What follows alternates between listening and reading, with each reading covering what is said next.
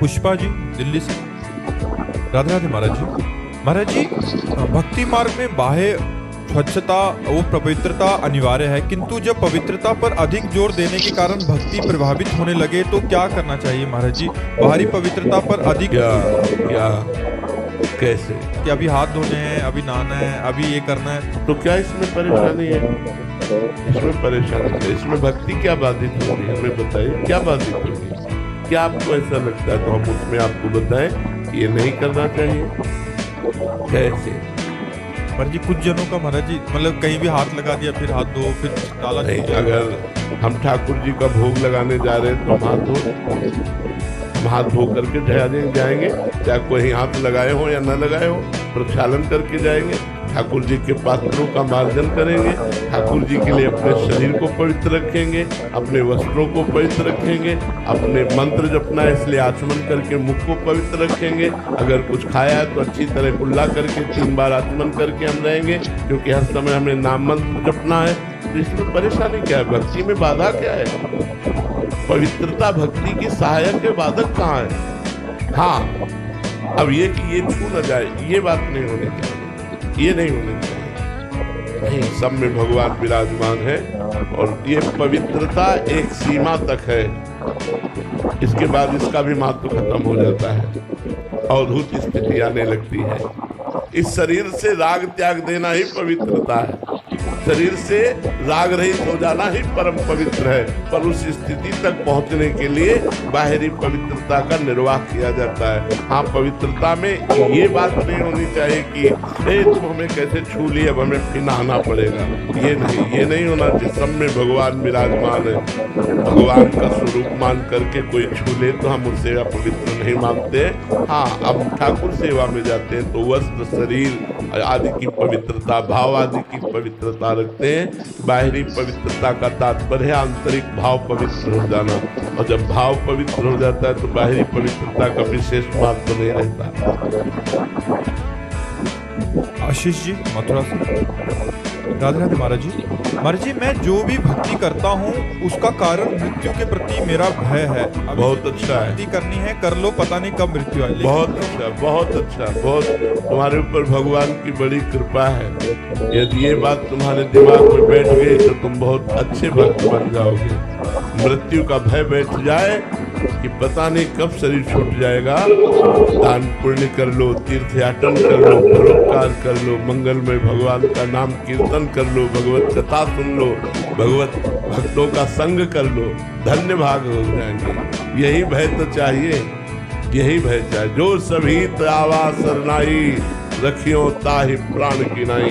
यदि मृत्यु से भयभीत होकर भगवान की शरण में गए तो अमर हो जाओगे, अविनाशी पद को प्राप्त हो जाओगे, और एक एक मिनट बहुत अच्छी तरह से कटेगा यदि मृत्यु का भय रहा। जब मरना है तो पाप क्यों करना है, बुराई क्यों करनी है, नीच कर्म क्यों करना है? ये बहुत बड़े भाग्य की बात है कि किसी के हृदय में बात बैठ जाए कि मृत्यु तो होनी ही है, असत कर्म नहीं करना, मुझे सत्कर्म करना है। यही मृत्यु का भय भगवान की स्मृति से युक्त कर देगा, और भगवान की स्मृति भगवत प्राप्ति करा देगी। रुद्राक्षी जी। राधे राधे महाराज जी। महाराज जी, साधक के जीवन का वह दिन कैसा होता है जब उसकी जन्मों जन्मों की प्रतीक्षा समाप्त हो जाती है और उसके प्रेमास्पद उसके सामने खड़े होते हैं?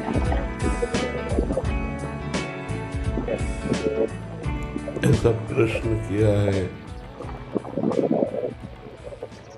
इसका उत्तर हृदय से होता है, वाणी से नहीं।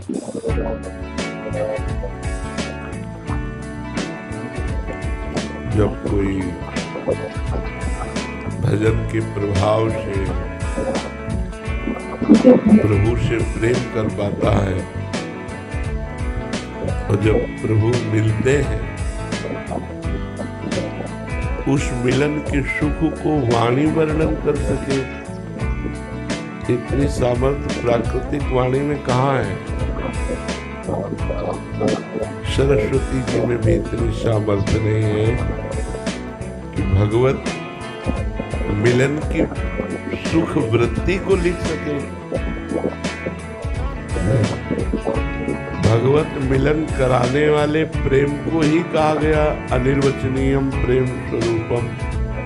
प्रेम का स्वरूप वाणी के द्वारा वर्णन नहीं किया जा सकता। फिर प्रीतम सामने हो और बहुत काल से उनके विरह में व्यथित हृदय जो उनको देखता है तो हृदय में क्या होता है ये वाणी की सामर्थ्य नहीं वर्णन कर सकते। उनको केवल हृदय जानता है, केवल हृदय। दूसरा न वर्णन कर सकता है न समझ सकता है। तो प्रेमियों के मिलन की बात केवल उनका हृदय ही जानता है। इसके आगे हम इस विषय में नहीं कह सकते। जैसे ब्रह्मानंद केवल एक ब्रह्मबोध संपन्न महापुरुष की अनुभूति विषय है, वाणी का विषय नहीं। ऐसे प्रेमानंद ये केवल हृदय का विषय है, वाणी का विषय नहीं कि उसको ऐसा सुख मिलता है। जैसे हम प्राकृतिक सुख की बात आपसे पूछें, आपको बहुत जो प्रिय वस्तु है वो जब आपको प्राप्त होती तो कैसा लगता है? बोले अच्छा लगता है। कैसा अच्छा लगता है? बहुत अच्छा लगता है। कैसा बहुत अच्छा लगता है? फिर आपका उत्तर होगा कि आप उस वस्तु का सेवन करके देख लीजिए। इसके आगे प्राकृतिक वस्तु के आनंद का अनुभव प्राकृतिक वाणी नहीं कर सकती। फिर सच्चिदानंद स्वरूप परम प्राण प्रीतम प्राणाधार आनंद समुद्र प्रेम समुद्र ज्ञान समुद्र वैराग्य समुद्र ईश्वर समुद्र भगवान का मिलन हो रहा है और उस सुख का वर्णन वाणी कर सके असंभव। वाणी की अधिष्ठात्री देवी सरस्वती भी नहीं वर्णन कर सकती। इस पांच भौतिक वाणी की तो बात ही जाने दो, वो तो केवल हृदय जानता है। केवल मिलन की चाह में जो सुख है, इशारे से इतनी बात कह सकते हैं कि उस चाह में, भगवत मिलन की चाह में जो सुख है वो सुख ब्रह्मा के परमेष्ठी पद का भी तिरस्कार कर देता है। और तो और जाने दो, जिसे भगवत मिलन की चाह प्रकट हो गई तो ब्रह्मादि के भोग सब विश्रम लागत ताई नारायण ब्रज चंद्र की लगन लगी न पारमेष्ठम न महेंद्र धिष्ठम न सार्वभौमम न रसाधिपत्यम न योग सिद्धि न मोक्ष न योग की सिद्धि न ब्रह्मा का पद न सार्वभौम सम्राट पद न देवराज इंद्र का पद, कुछ नहीं। उस सुख के सामने कुछ नहीं। अब उस सुख का वर्णन कैसे कर सके? वो अनिर्वचनीय है। वो तो जाने मोरी छाती, उस प्रेमी का हृदय ही जानता है कि अपने प्रीतम के मिलन में क्या सुख है। जिस सुख के आगे ब्रह्मा का पद फीका लगता है, उस सुख का कैसे वर्णन किया जा सकता है? न्यायाधीश राजेंद्र कुमार जी, राधे राधे महाराज जी। महाराज जी, सब सुख सुविधाएं होने के बावजूद भी मानसिक शांति ना होने का महाराज जी कारण? भगवत स्मृति, भगवत विमुक्ता, ममैवांशो जीवलोके जीवभूता सनातना। भगवान कहते तू मेरा अंश है, अविनाशी का बच्चा अविनाशी आनंद समुद्र में ही शांति प्राप्त करेगा। तब लग कुशल न जीव कहूं, ध्यान से सुन लो, तब लग कुशल न जीव कहूं, सपने हूं मन विश्राम, जब लग भजत न राम कहूं, शोक धाम तज काम। जो चाहत है नित्य सुख और मन को विश्राम, हित ध्रुव हित सो भजत रहो, पल पल श्यामा श्याम, पल पल श्यामा श्याम। यदि शांति चाहते हो, सुख चाहते हो, तो आप देख लीजिए, आपके पास पद है, आपके पास धन है, आपके पास भोग है, लेकिन मन जो शांति चाहता है वो नहीं, वो शांति परमात्मा में। जब तक परमात्मा प्राप्ति नहीं होगी तब तक शांति नहीं होगी। श्रद्धावान लभते ज्ञानम तत्पराश्रयितेन्द्रियः, ज्ञानम लब्ध्वा पराम शांति मचिरेणाधिगच्छति।